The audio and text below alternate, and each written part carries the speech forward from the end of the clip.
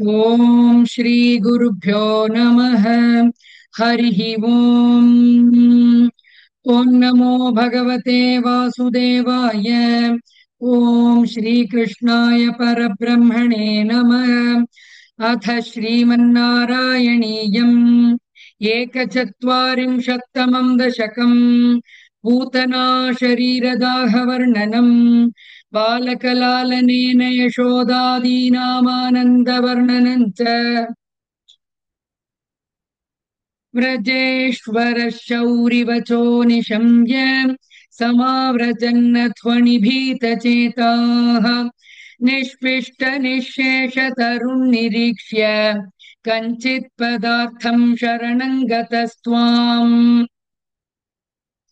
निशम्य गोपीवचनादुदन्तम् सर्वेऽपि गोपा भयविस्मयान्धाः त्वत्पातितं घोरपिशाच देहम् देहुर्विदूरेऽथ कुठारकृत्तम्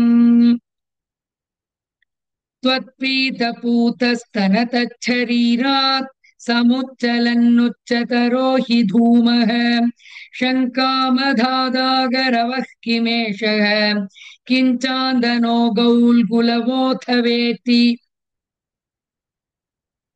मदङ्गसङ्गस्य फलन्न दूरे क्षणेन तावत् भवतामपि स्यात् इत्युल्लपन् वल्लभत्तल्लजेभ्यः त्वम् पूतनामातनुथा सुगन्धिम्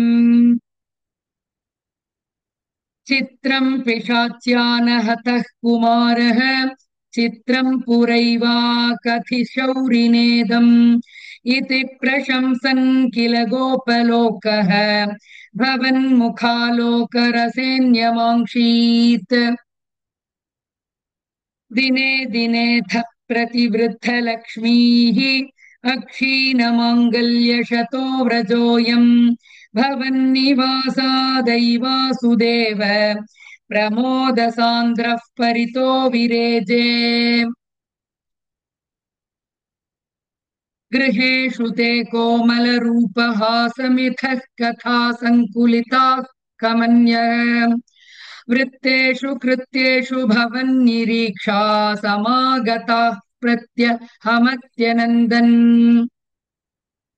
अहो कुमारो मयि दत्तदृष्टिः स्मितम् कृतम् माम् प्रतिवत्सकेन ये ह्येहि मामित्युपसार्य पाणी त्वयि किङ्किन्न कृतौ वधूभिः भवत्वपुस्पर्शन कौतुकेन करात्करङ्गोपवधूजनेन नीतस्त्वमात्राम्रसरोजमाला व्यालम्बिलोलम्ब तुलामलासीः निपाययन्ती स्तनमङ्कगन्त्वाम् विलोक्ययन्ती वदनम् हसन्ती दशाय यशोदा कथमान्न भेजे सतादृशः पाहि हरे गदान्माम् इति श्रीमन्नारायणीये पूतना शरीरदाहवर्णनम् बालकलालनेन यशोदादीनामानन्दवर्णनम् चेति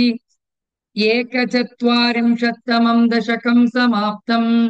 नारायणाखिल गुरो भगवन्नमस्ते। नारायणाखिल गुरो भगवन्नमस्ते।